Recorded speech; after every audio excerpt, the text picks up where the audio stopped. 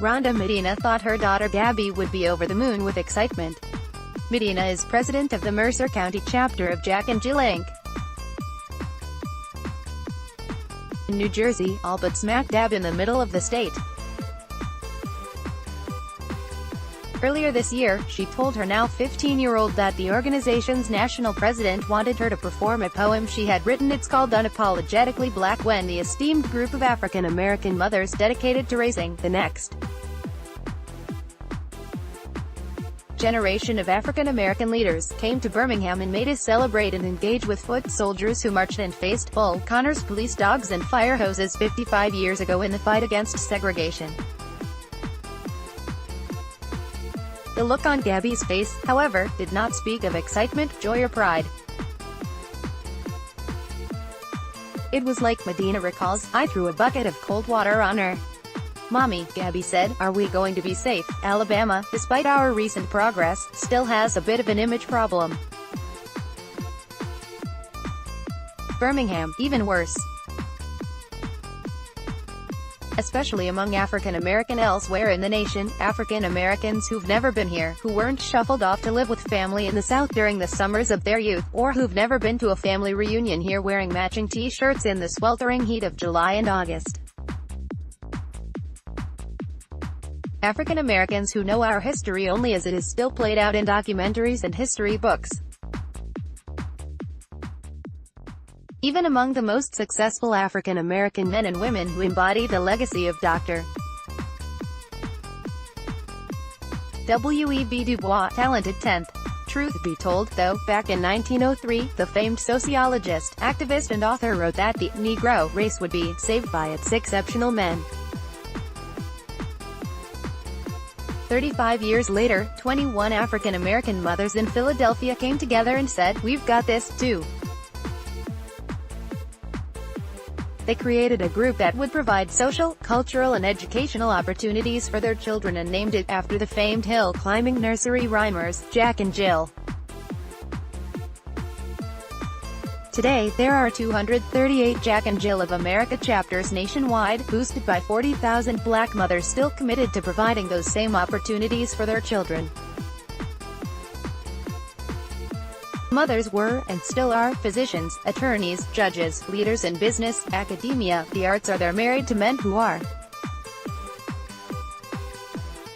Through the years, many Jack and Jill families were among the first African Americans to move into once all-white neighborhoods.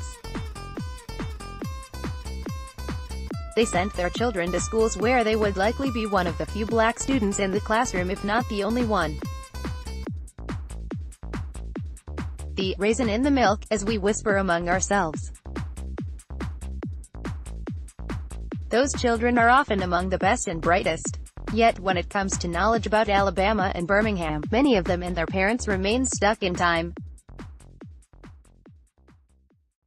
So Gabby wasn't the only member for whom the idea of coming to Birmingham to participate in the organization's children's crusade was, well, frightening. They thought this was going to be something like Charlottesville, said Jolie Cooper Nelson, Jack. The children have grown up under the time of Obama, so this social environment today is so different to them, she added. Even us parents have a hard time processing what we're seeing, the intolerance, the random killing. If it's difficult for us, think about the children. So, we have to be very thoughtful and methodical in how we teach and prepare them, and we believe experiential learning has a lot to do with that. Medina is Vice President of Business and Legal Affairs at the Universal Kids Network. She was born in Indiana, and had been to Birmingham only once, for business, in and out, seeing little more than a hotel room in the conference area of the BJCC. She and her husband, who is from Harlem, began taking their 4 children to Europe when they were barely toddlers. They've been to London, Paris, Rome, everywhere, she said, but they'd never been to the South in the U.S., Medina added. So, there was a sort of arrested development. Their impression of the South was frozen in time, certainly Birmingham, which conjured images of police dogs, Bull Connor and Birmingham. That's all the kids knew.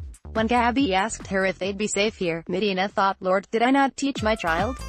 Lord, have mercy." She and Gabby did come to Birmingham last weekend and were among 2,200 Jack and Jill members who registered for the Children's Crusade event. While here, members met foot soldiers and civil rights icons like Sarah Collins Rudolph, Diane Braddock, Jefferson Drew, Bishop Calvin Woods and Willie A. Casey heard speakers such as Martin Luther King III and longtime child advocate Marian Wright Edelman at the iconic 16th Street Baptist Church, marched from historic Kelly Ingram Park, where the original child marchers first encountered Connor's dogs and fire hoses, to Railroad Park and visited one of 4 Black history museums in Alabama and Georgia. Thousands marched to celebrate the foot soldiers. In Rome, a taxi driver kept pointing out remnants of ancient Rome that were still prominent in the middle of the city, Medina recalled. It was as if history refused to die. Walking through Birmingham, we got that same feeling, as shadows of the movement popped up here and there. I was a bit ashamed that this is the history of my people. We knew the history but didn't know it still lives here, she added, and that you can still see and talk to the people who made that history. The event was 9 months in the making and organized by NYYA Parson Hudson, a Birmingham Municipal Court judge, Children's Crusade chair and Jack and Jill Southeastern Regional Secretary, which encompasses Alabama, Georgia, Mississippi, Florida, and Tennessee. She wasn't surprised to learn of the trepidation of many members about attending the event. Many people have not experienced the new Birmingham, or Birmingham at all, she said. To allay fears, the organization conducted webinars, hosted forums with the group's teen presidents and produced a study guide in partnership with the Birmingham Civil Rights Institute. A lot of people thought the South was worse than it is, said Birmingham chapter president Terry Gardner, a diversity specialist at the United States Post Office. It's hard to explain. 78 mothers comprise the Birmingham chapter, which was founded in 1955. Some live as far south as Clanton, others as north as Hayden. There are also chapters in Montgomery, Huntsville, Mobile, Tuscaloosa, and Tuskegee. Carol Robertson, one of the 4 little girls killed in the 1963 bombing of 16th Street Baptist, was a Jack. Her mother, Alpha, in fact, was the organization's first Southeastern Regional Director. Each September Jack.